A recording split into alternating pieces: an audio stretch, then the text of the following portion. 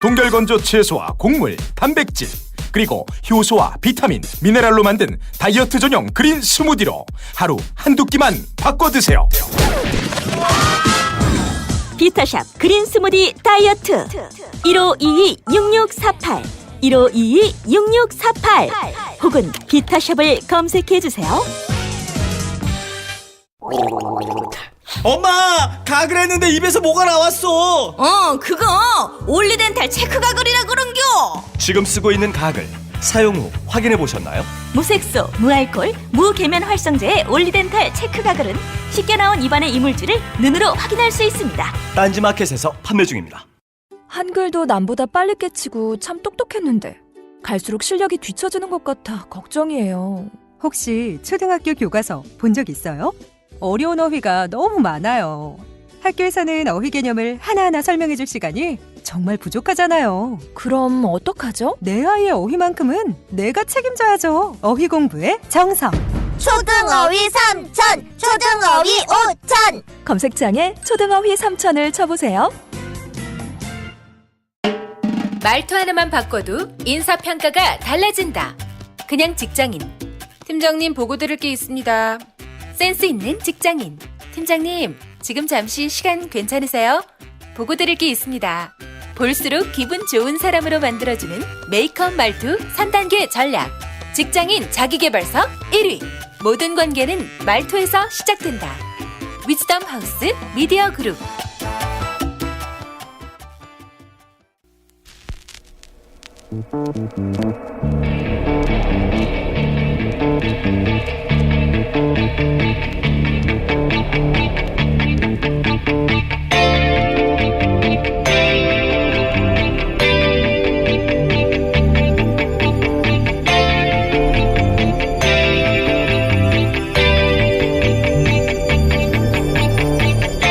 안녕하세요, 김호준입니다. 어제 국방부 업무보고 자리에서 이런 표현이 등장했습니다. 그 많은 돈으로 뭐 했나. 이 표현이 딱 맞는 예를 하나 들어보죠. 그는 작년 병영생활관 내무반이죠. 개선 작업을 마치기 위해 2조 6천억 원이 더 필요하다고 했습니다. 노무현 정부 시절 장병 한 명당 침대 하나씩 설치된 내무반으로 바꾸겠다며 시작된 이 국정과제로 그는 이미 지난 10년간 6조 8천억 원을 쓴 이후의 일입니다. 60만 명 장병에게 에이스 침대 하나씩 사줘도 6천억 원이면 됩니다. 장병 주거 면적을 6.3제곱미터로 3배 확정해 준다고 했었는데 작년 기준 공공건설 임대주택 표준 건축비가 1제곱미터당 100만 원 수준입니다. 그러니까 민간 임대 아파트 수준으로 내무반을 새로 지어도 4조 정도면 되는 겁니다. 그런데 2012년에 끝났어야 할 이 사업이 돈을 다 쓰고도 끝이 안 났고 추가로 2조 6천억이 필요하다고 한 거죠. 최순실 게이트가 한창이던 작년 11월 그는 슬그머니 사업 부실 문제를 발표합니다. 하지만 예산이 어떻게 사용되는지 그 집행 내역은 제시하지 못합니다. 상세 집행 내용이 없는데 돈이 다 어디로 갔는지 알 수가 없죠. 그 많은 돈 어디로 갔나.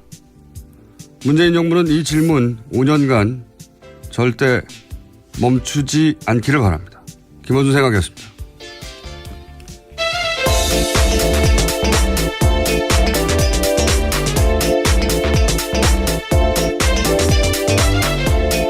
시사인의 김은지입니다. 그 많은 치즈는 어디로 갔나. 여기서 나온 표현 같은데. 작년에 기재부에서 조사를 했어요. 예. 왜냐면, 얘기했잖아요. 국산 에이스 침대 60만 명에게 하나씩 줘도 6천억 밖에 안 합니다. 예. 슈퍼 싱글로.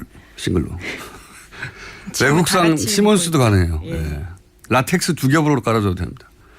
그거 다 해도 6천억 밖에 안 되는데 지금 6조 8천억을 쓰고 그래도 돈이 모자란다는 거잖아요. 안 끝났다는 거예요. 그게 아직도. 예.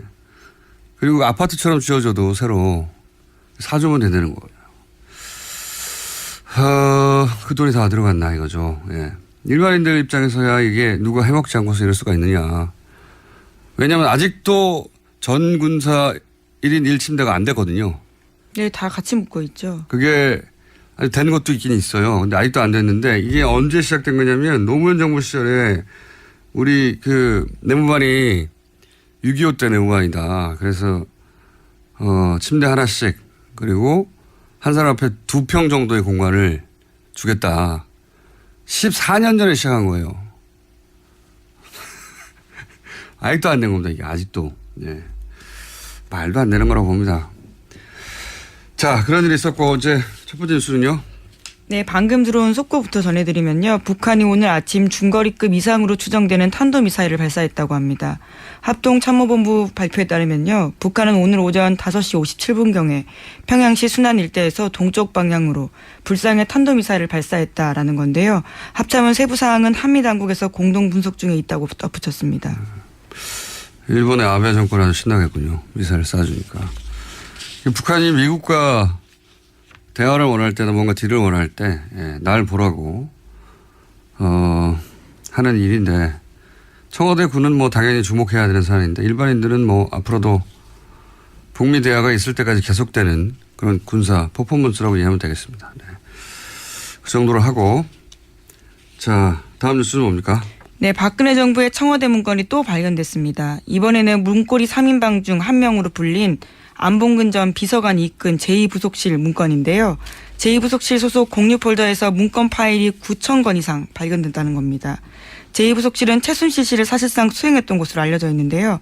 파일 작성 시점은 안봉근 전 비서관이 제2부속실장으로 일했던 2013년부터 2015년 1월까지입니다. 박수현 청와대 대변인에 따르면 해당 문건에는 문학의 블랙리스트 등 내용이 포함되어 있다고 합니다.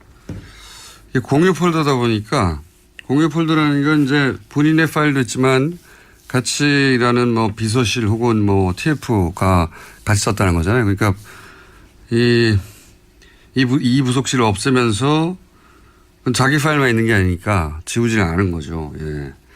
어쨌든 안봉근 전 비서관이 근무했던 제2부속실은 최순실의 사람 안봉근으로 알려진 비서관이 이끈 부속실이니까 여기서 뭐 자료가 꽤 나올 수도 있겠습니다. 네, 윤전추 행정관도 이쪽에서 근무했었고요. 여전히 박근혜 전 대통령을 보좌하고 있는 사람들이 속속들이 있는 곳입니다. 조현선 전 장관은 뜨끔하겠습니다. 왜냐하면 여기서 블랙리스트 파일이 좀 나왔다고 하니까. 또 시기가 일치해서요. 더욱 그렇습니다. 자, 다음 뉴스는요. 네, 계속해서 국정원 관련된 소식 전해드리고 있는데요. 오늘 아침에도 관련된 소식이 있습니다. 이명박 정부 당시 국가정보원의 여론공작이 사법부를 대상으로도 이루어졌다고 한겨레 신문이 오늘 아침 보도했습니다. 소위 좌파 판사로 낙인을 찍는 온라인 여론전을 펼치고 극우단체를 동원해서 대법원장을 비난하는 기자회견도 배후 조정했다고 합니다. 2009년에 있었던 일입니다. 일반인이 아니라 사법부도 타겟으로 해서 이제 대국민 심리전을 했다는 거죠. 네. 네, 대법원장을 대상으로요. 대법원장 책임을 부각시키고 소위 좌파 판사 행동에 대해서 대응하라라는 심리전을 전개하라는 내용을 지시했다는 겁니다.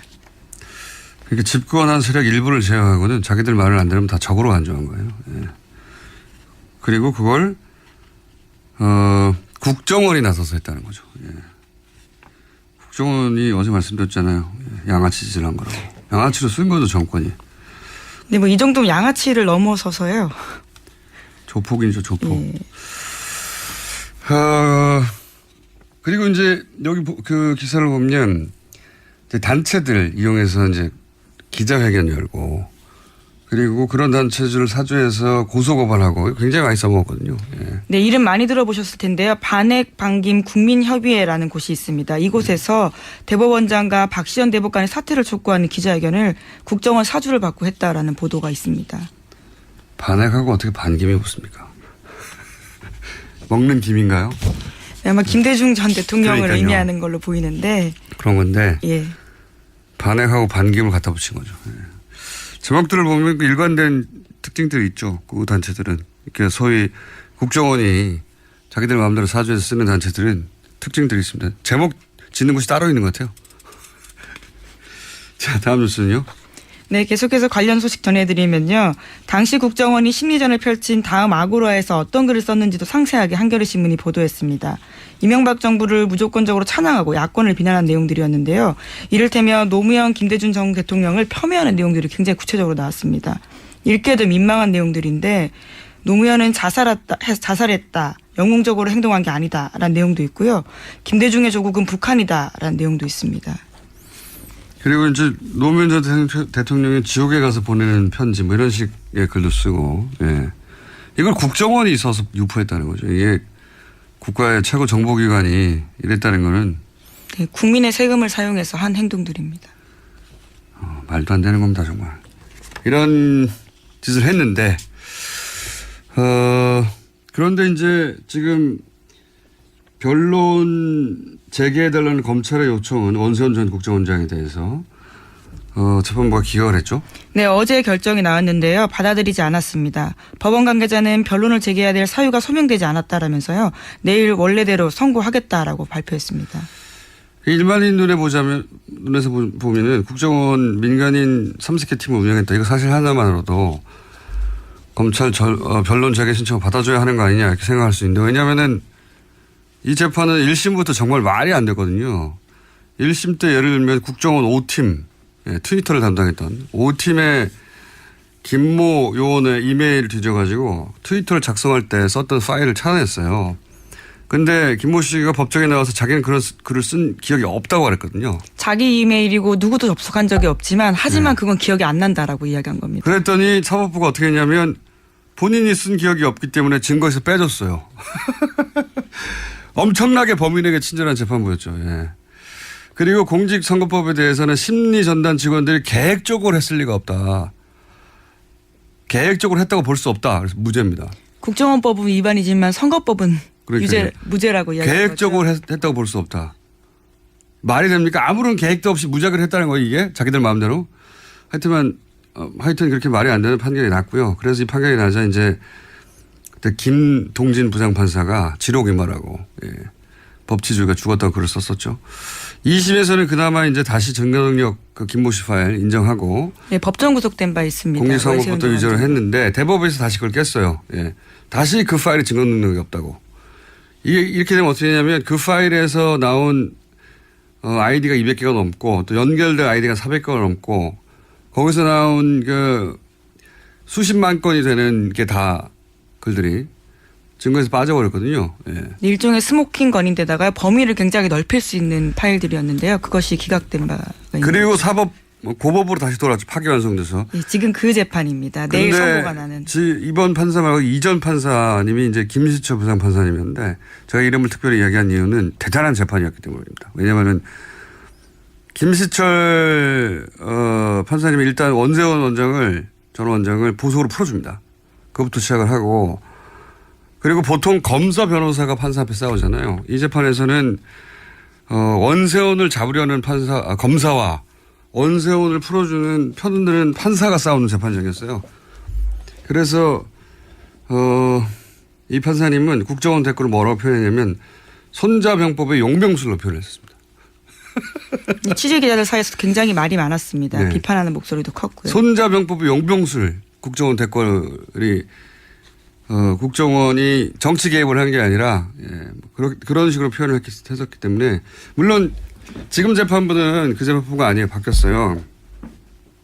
그런데 어쨌든 변론 재개는 기각했고, 여기서 이제 만약에 원세훈 전 원장에 대해서 선거법 위반 혐의 같은 게 무죄로 나버리면 이제 일사부재를 위해서 다시 다룰 수가 없거든요. 끝난 거거든요. 예, 동일 범죄에 대해서는 2번 기소할 수 없기 때문에요. 결과적으로 그렇게 되는 겁니다. 걱정이 됩니다. 자. 네, 내일 결과가 나옵니다. 하나 정도 더 할게요. 예, 오늘 미니가 있기 때문에, 예, 미니 인터뷰가 잡히겠습니다. 네, 어제 이유정 헌법재판관 후보자에 대한 인사청문회가 있었는데요. 여기서 자유한국당 정가균 의원의 발언이 논란이 되고 있습니다. 문재인 대통령을 향해서 지속적으로 헌법을 위반하고 있다면서 탄핵 사유에 해당한다라고 발언했습니다. 예. 자기 주장으로 실제 탄핵이 될 가능성이 1%라도 있다고 생각했을까요? 그런 생각 본인도 안 합니다.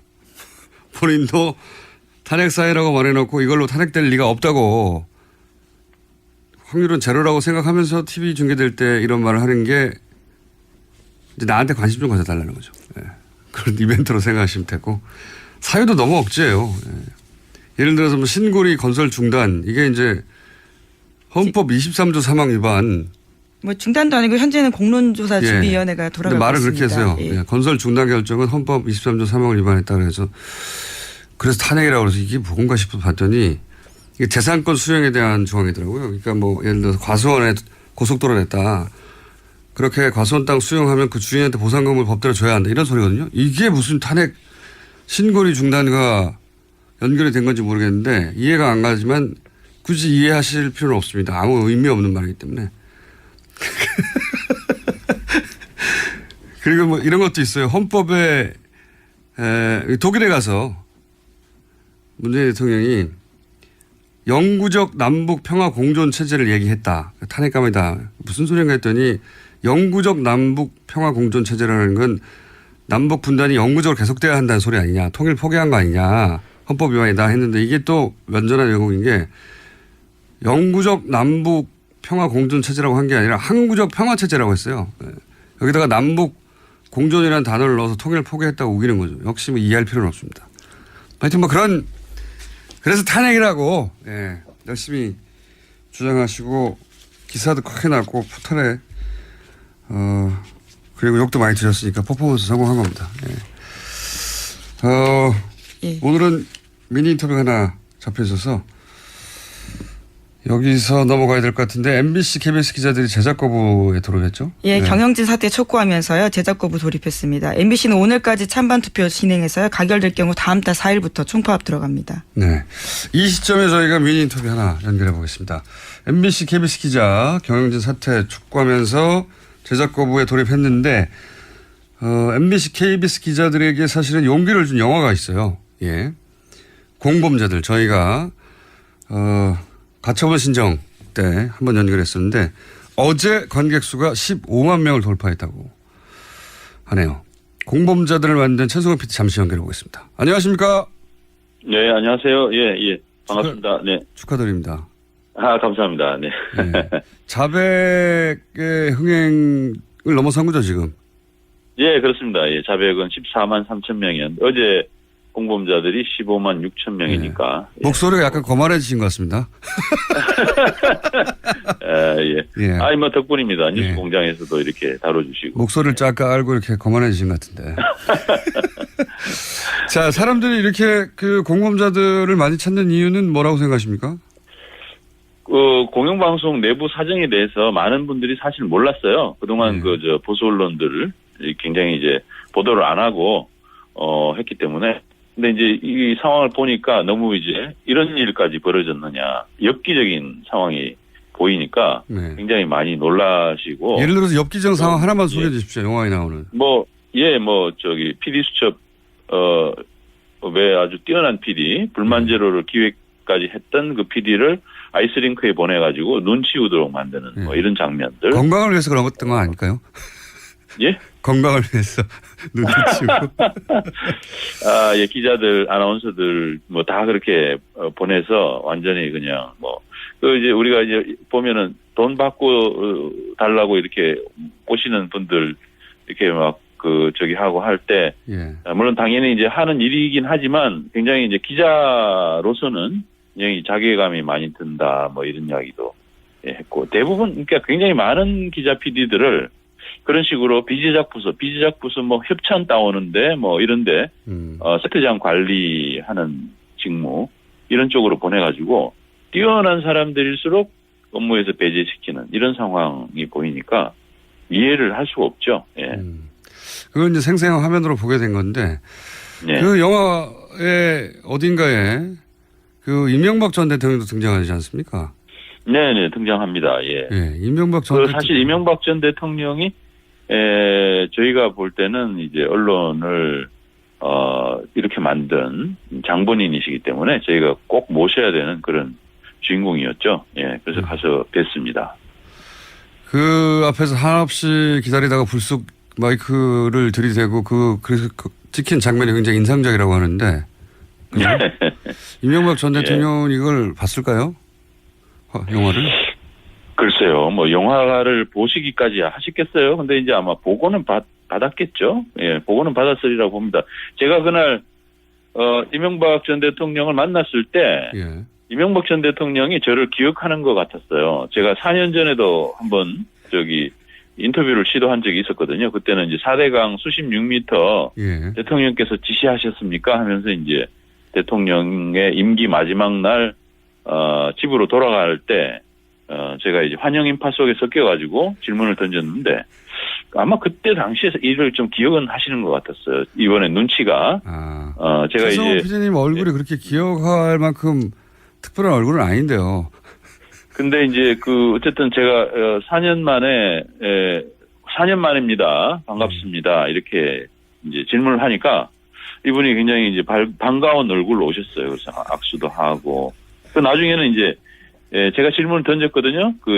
언론의 파괴자라는 그런 평가가 있는데 어떻게 생각하시냐고 그랬더니 이제 이제 유체 이탈하는 그런 답변을 하면서 저한테 딱 질문을 던지는데 요새 뭐 해요? 이렇게 물으시더라고요.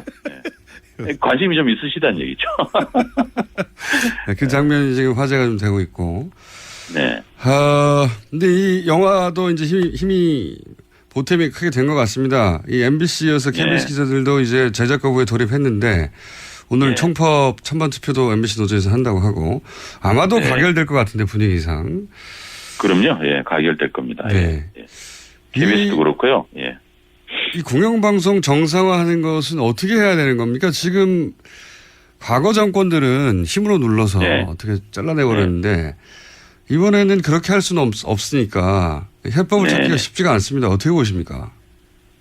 근데 지금 사실 MBC 같은 경우 특히 굉장히 저희들은 불법적인 행태들이 굉장히 많았다고 생각합니다. 예. 내부적으로 부당노동 행위부터 시작해서 여러 가지 형태의 불법 행위들이 많았는데 그걸 저희들이 계속 이제 검찰이나 노동부에도 박근혜 정부 시절 고발도 하고 방통위원회에도 이 문제 이렇게 관리 감독 제대로 하지 못하는 방문진을 해결해달라 이렇게 요구를 했었는데 지금까지 외면해 왔어요. 그런데 이제 새 정부에서는 그 문제를 원칙적으로 법과 원칙에 따라 가지고 검토를 하고 있는 중입니다. 노동부 같은 경우는 이제 특별근로감독을 해서 지금 이제 기소 의견으로 검찰에 송치한다는 얘기가 있고요. 검찰도 지금 수사를 하고 있는 부분들이 있는데 그런 것들이 원칙적으로만 처리되면 저는 이 문제는 해결되리라고 봅니다. 이런 식으로까지 공영방송을 완전히 망쳐도 법에 의해서 보호받는다. 공영방송의 경영진이 이런 정말 완전히 공영방송 망치는데 법에 의해서 보호받는다라는 것은 정말 말도 안 되는 얘기죠. 그럼 공영방송의 걸 견제하고 우리 사회의 진정한 언론으로서 유지할 수 있는 기본적인 제도적인 장치도 없다는 얘기가 되는데 저는 그거는 말도 안 되는 얘기고요. 충분히 깊은 조사가 이루어지면 조치할 근거들이 많을 거라고 봅니다. 알겠습니다. 법대로만 하면 해결될 거다 이런 말씀이신 것 같고요. 네네. 자, 15만 돌파해서 저희가 한번 짧게 연결했는데 앞으로 25만 돌파하면 그때는 제가 모른 척하겠습니다. 그때 되면 저희가 좀 다뤄주십시오. 예. 그때 되면 스튜디오 한번 다시 모시겠습니다. 감사합니다. 네, 감사합니다. 네.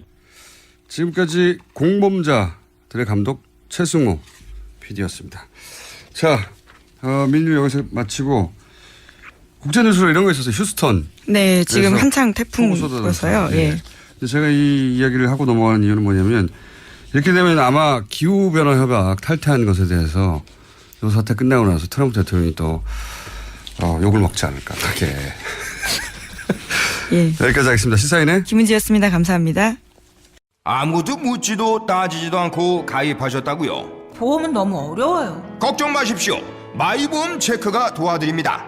1800-7917 마이보험 체크로 지금 전화 주세요. 1800-7917 이미 가입한 보험이나 신규 보험도 가장 좋은 조건을 체크해서 찾아드립니다. 인터넷 한글 주소 마이보험.com 또는 카카오톡에서 아이디 검색 마이보험을 친구 추가하여 상담하실 수 있습니다. 모닝똥? 제겐 사치였죠. 내가 토끼인지 토끼똥이 나인지 내가 변을 본 것인지 변을 당한 것인지 나는 바나나이고 싶다. 간혹 구렁이이고도 싶다. 미궁 대장사랑 빅똥의 추억 미궁 대장사랑이 찾아드립니다. 혈중 콜레스테롤 개선과 배변 활동에 도움을 주는 건강기능식품입니다. 검색창에 미궁 대장사랑. 미궁 장사랑 이름 바꿨어요. 프로바이오틱스 12종 추가. 미궁 대장사랑. 골반 잡자 바로 잡자 바디로직. 허리 통증 바로 잡자 바디로직. 2017년 쿨 썸머 바디로직 라이트 출시. 통기성이 좋아 땀 걱정 없이 한여름에도 쾌적하게. 입은 듯 안 입은 듯 가벼움의 신축성은 그대로. 자세가 좋아지는 골반 교정 타이즈 바디로직. 검색창에 골반 교정 바디로직 라이트.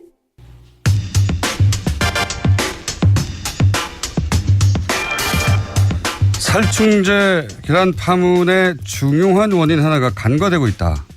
이 문제는 유통구조의 문제다라고 주장하는 전문가가 있습니다. 대한민국 치킨전의 저자 정은정 박사 전화 연결됐습니다. 안녕하세요. 네, 안녕하세요. 네. 이 살충제 달걀 파문의 원인 중 하나가 유통구조의 문제라는 이야기는 사실, 언론을 통해서 이렇게 보도된 적이 없는데. 네. 자, 언론에서 보도되지 않은 대목 질문부터 먼저 드리겠습니다. 이번 살충제 달걀 파문은 농가 입장에서 상당히 억울한 게 있다. 생산자 조직에서 계속 사전검사 제도를 정부에 요청해 왔는데 정부가 묵살한 것이다. 이렇게 말씀하셨어요? 이거 좀 설명 좀 해 주십시오. 2011년, 그러니까 사실은 계속 조류독감이다 해서 이 축산물 안전에 대해서 소비자들 불안이 높았기 때문에 양계협회 차원에서도 좀 대응을 하자 이런 이야기들이 많았고요. 그래서 네. 2011년쯤에 입법을 요구한 적이 있거든요. 농가에서 먼저. 네, 그러니까 그 산란계 농장들의 협회인 거죠. 모임이라고 할 수 있죠. 그러니까 그 단체에서 계란의 경우에 이렇게 출하를 할 때마다 샘플링을 해서 검역을 좀 의무화해달라 오히려. 왜냐하면은 좀 불안하잖아요. 언제 걸릴지도 모르고. 그러니까 아예 제도에 위반을 해주고 그렇게 되면 이제 검역을 하거나 이럴 때는 예산이 발생을 하니까 그 부분은 사실 이제 국가에 요청을 한 거죠. 근데 이제 그런 요청들이 묵살이 됐고 거기서부터 이제 발생한 문제라고도 볼 수 있죠.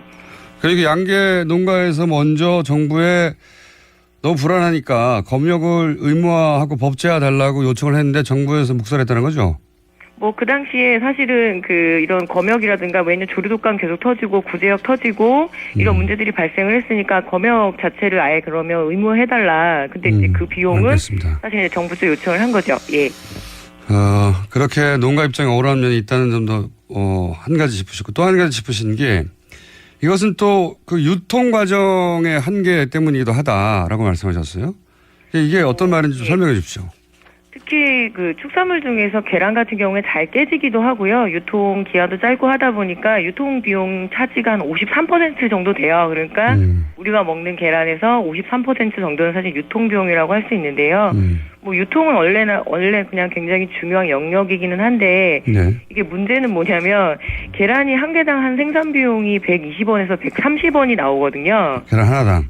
예, 근데 실제로 이 생산자들이 출하를 했을 때 개당 90원에서 100원 정도밖에 받지를 못해요. 그러니까 하나씩 팔 때마다 한 30원에서 40원 정도씩 이 손해가 나니까 그것을 보전하는 방법이 사실은 굉장히 대량으로 생산을 한다던가 아니면 파란, 그러니까 깨진 계란이라든가 오란이라거든요.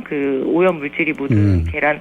그러니까 실제로 폐기를 해야 되는 것들인데 그것마저도 사실 알뜰하게 출하를 해서 손실을 보존을 해야 되는 근본적인 문제가 있었던 거죠. 그렇군요. 유통비가 절반 이상 차지하기 때문에 그리고 이 도매상들이 사갈 때 계란을 원가 이하로 사가기 때문에 거길 맞추려면은 점점 대형화될 수밖에 없었다. 대량으로 생산하고.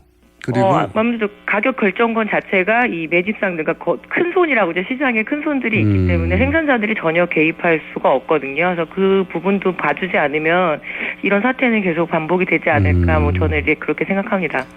그렇군요. 이제 농가 입장에서는 원가가 안 나오니까 점점점 한 곳에 말에 몰아 넣어서 키울 수밖에 없고 그런데 이게 상당 부분이 유통사한테 가버리기 때문에 이 유통 구조를 개선하는 방안이 굉장히 시급하다 이렇게 생각할 수 있네요.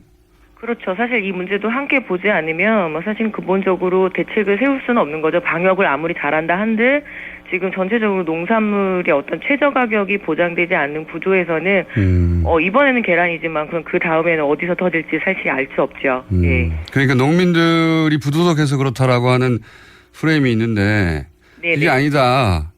예. 뭐 일부 그 책임 있는 농가들은 사실은 반성은 해야 되지만 네. 그쪽으로 이렇게 범죄화시켜서 몰아간다고 해갖고 절대 뭐 이렇게 소비자들도 이득이 될 수는 없거든요. 지금 상태에서는. 그러니까 농가들을 부도덕하다고 그 지적하는 것으로 해결될 문제가 전혀 아니라는 말씀이네요. 말하자면. 뭐 그렇죠. 예. 오히려 농가들은 이렇게 해가지고 너무 불안하니까 안전히 입법을 요구한 적도 있고 정부가 오히려 거부했었고.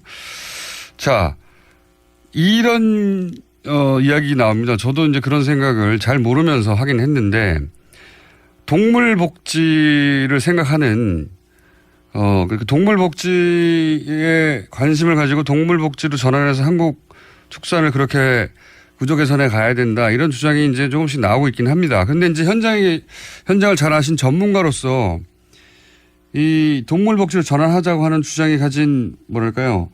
현실을 잘 모르는 측면 이걸 좀 설명해 주십시오. 뭐 사실은 동물복지 굉장히 중요하고요. 그렇게 지향을 해서 가기는 가야 되지만 기본적으로 한국의 어떤 국토 조건이 네. 축산에 아주 적절한 그 조건은 아니거든요. 목초지도 많지 않고 또 산지 지형이고 날씨가 굉장히 춥고 더우고 이게 이제 굉장히 극단으로 날씨가 왔다 갔다 하고 그렇다 보니까 사실은 그 축산에 굉장히 어려움을 겪는 그 생태적인 조건이 일단은 있고요. 네. 실제로 이 동물복지 인증 농가가 지금 1% 정도밖에 되지를 않아요. 1%. 그만큼 현실적으로 이 동물복지 인증을 받기가 굉장히 어려운 조건이란 얘기고, 그 다음에 그 차선, 대안이라고 할 수 있는 유기축산도 실제로는 지금 한 14개 농가 정도밖에 받지를 못했거든요. 그리고 아예 이쪽은 아예 그 한우 분야는 아예 없어요. 그만큼 어려운 조건인데. 유기축산은 뭡니까? 지금 무항생제 단계가 있고요. 예. 그리고 그 다음 단계가 유기축산이고 사실은 가장 높은 단계가 동물복지 인증 단계인데요. 예. 유기축산의 경우에는 그 유기사료, 그러니까 그 동물들이 먹는 사료에 대한 사양 자체가 유기사료여야 되고 그리고 좀 몇 가지 조건들이 조금 더 있어요. 그런데 그러니까 항생제를 쓰지 않는 단계, 그 다음에 사료를 친환경적으로 만든 단계, 그 다음에 동물복지 이렇게 되는 겁니까? 예, 그런데 인증 자체가 상당히 받기도 어렵고 그건 현실적인 조건이 발현이 안 된다라는 얘기거든요. 그래서 사실은 지금 동물복지가 굉장히 대안인 것처럼 나오기는 했지만 좀 여론에 떠밀리는 면도 있고 그렇게 가야 된다라고 지향점은 반드시 잡아둬서 목표로 가긴 해야 되지만 당장 실현시키기에는 사실은 거의 저는 불가능하다고 봅니다. 게다가 이런 식으로 동물 복지를 신경 써서 그러니까 방사해서 키우고 또 유기농으로 만든 사료를 주고 이러려면 비용이 굉장히 많이 들 거 아닙니까? 그렇죠. 비용이 이전이 되고 사실은 그동안 우리가 계란을 소비해온 거는 가정에서는 그 계란을 굉장히 귀하게 먹죠. 반찬으로. 그런데 이게 2차 가공 영역에서 특히 제과, 제빵 그리고 가공식품의 굉장히 핵심 재료이기 때문에 그 대량 생산되는 가공식품은 이 가격에 많이 먹고 그리고 실제로 로스율이라고 하죠. 그러니까 그 생산자가 가공식품을 만들 때 이 부분, 폐기율까지 계산을 해서 손해보지 않도록 그 가격이 이전이 돼 있는 거거든요. 그렇다 보면은 당연히 계란값은 굉장히 싸야 됐었고, 저렴했어야 됐었고, 우리가 좀 일상적으로 또 가공식품 같은 경우에는 저렴한 그 매력이 있기 때문에 먹는 거잖아요. 그래서 그 구조가 사실은 들여다보지 않게 되면 반복적인 문제가 발생할 수밖에 없는 거죠. 그렇군요. 이 문제를 근본적으로 해결하려면 유통 문제도 개선이 돼야 되고 그리고 동물복지나 유기축산을 하는데 들어가는 고비용을 정부가 좀 보조금도 지원해 줘야 되고 그래서 그쪽으로 유도해 줘야 되고 소비자도 이렇게 생산된 계란은 조금 더 비싸더라도 기꺼이 사주겠다는 인식의 변화도 있어야 되고 이게 쉬운 문제가 아니네요. 그죠? 그렇죠. 소비자, 생산자, 유통업계 그리고 정부 관계자들까지 다 같이 얽혀있는 문제이기 때문에 하나하나 분절해서 대책을 세우면 사실은 또 이런 문제는 반복될 수밖에 없고 오히려 이제 이런 각 영역에 있는 이해관계자라고 해야 될까요? 이런 사람들이 모여서 라운드 테이블을 마련해서 어느 정도 선까지 우리가 먹을 수 있는지 사회적 합의를 이뤄내는 게 오히려 더 중요한 문제라고 저는 봅니다. 이게 소비자들이 계란이 뭐 300원대 정도 되는 걸로 제가 아는데 소비자들이 싼 값에 많은 양을 먹겠다 이렇게만 생각하면 이 문제는 해결이 안 되겠군요. 그렇죠. 사실은 계란값이 300원 된 지도 얼마 되지는 않았거든요. 그동안 거의 200원대에 머물렀었는데 이게 이제 조류독감이 터지고 그리고 이제 계란 생산량이 떨어지면서 300원 된 지도 얼마 되지 않았어요. 그러니까 굉장히 오랫동안 그 저가로 우리가 이제 쉽게 접근해서 먹고 왔던 대표적인 식재료라고 할 수 있죠. 알겠습니다. 그 기본적인 문제점은 알게 됐고요. 한 가지만 더 여쭤볼게요. 그래서 오히려 대기업 제품을 먹어야 되는 거 아니냐. 이렇게 소비자들이 다시 대기업 제품을 선호하는 쪽으로 돌아서고 있는데 이거는 또 문제가 없습니까? 아무래도 그 대기업들이 훨씬 더 관리를 잘하지 않나. 특히 그렇죠. 계란 사업에 굉장히 대기업들이 진출을 하고 싶어 했고요. 어느 정도 이제 진출을 해 있는데 사실은 그렇다고 해서 지금 뭐 대형 그 식품 대기업들도 이런 식품 사고가 안 나는 건 아니거든요. 근데 그 여태까지 그래도 농민들이 생산을 해왔던 농업의 영역이 다시 이렇게 기업 단계로 넘어가는 거는 사실 소비자들한테도 그렇게 바람직한 일은 저는 아니라고 보고요. 좀 대책을 천천히 세우는 것이 좋지 급박하게 그냥 이렇게 일이 터졌으니까 이거 좀 더 관리 잘해볼 수 있는 대로 넘길까 이렇게 되면 또 농민들 같은 경우에는 대기업에 좀 소속돼 버리는 상황이 벌어지기 때문에 그 부분은 제가 굉장히 많이 우려를 합니다. 그렇군요. 골목에 대기업들 진출한 것처럼 뭐 그렇게 이 계란 농가도 그렇게 변해버릴 수가 있겠군요. 네. 자, 이 문제의 기본적인 틀은 알았고요. 정부가 이제 관련해서 식약처에서 대책을 내놓겠죠. 그러면 다시 한번 연결해서 제대로 된 대책인지 한번 여쭤보도록 하겠습니다. 오늘 말씀 감사합니다. 네, 고맙습니다. 네, 지금까지 농촌농업사회학자 정은정 박사였습니다.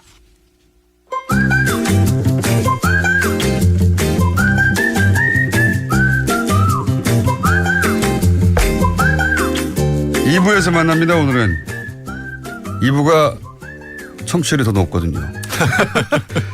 칼플라니 사용연구소 정태수 선생님 나왔습니다. 안녕하십니까? 네, 안녕하세요. 네, 2부가 한 2배는 높을 거예요. 그러니까 여기서 단번에 가입자 10명으로 올라가시기 바랍니다.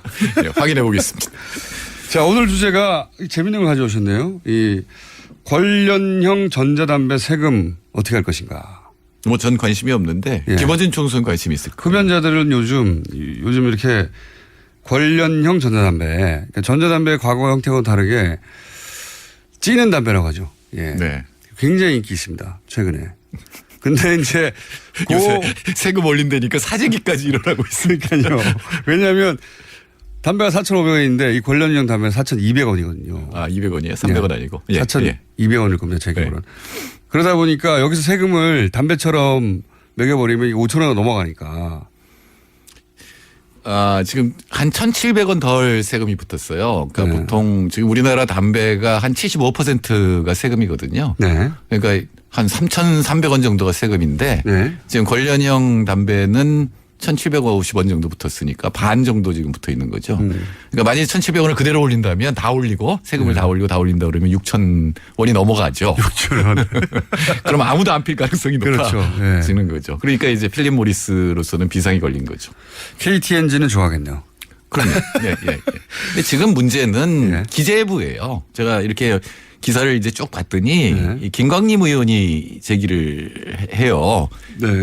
자유한국당이잖아요. 근데 이 기재부 차관 출신이잖아요. 그리고 이 기재부에서 김동연 부총리가 이 부분을 갖다가 조세공백 이런 얘기를 하잖아요. 근데 이게 왜 그러냐면은 담배세에 6개의 세금이 붙어 있는데 합치면 12조 원 정도 1년에. 그리고 작년에 담배값 2,000원 올려서 5조 5천억이 더 거쳤거든요. 5조 4천억이 더 거쳤거든요. 담배 피지 말라고 하면서 정부가 만들어내죠. 그래서 이제 8%가 줄면 뭐 3조 5천억 원 정도 증세될 거라고 예상했는데 무려 5조 4천억 원. 그러니까 안 줄었다는 얘기거든요. 4,300원이랍니다. 근데 만일에 이 관련형 담배가 막 늘어나면 그렇게 되면 세수가 줄어들고 세수가 왕창 줄어들고 최대로 줄어들면 5조 원이 줄어들거든요. 세수도 줄어들지만 불공정한 경쟁이라고 생각하는 거죠. 200원, 300원도 사실은 뭐랄까요. 판매 촉진 요인이 되니까. 그렇죠. 예, 기존 담배 뭐 KTNG 입장에서는 아니 이게 똑같은 담배인데 이게 이제 꽂아서 찌는 거라고 해서 뭐 이렇게 주장하고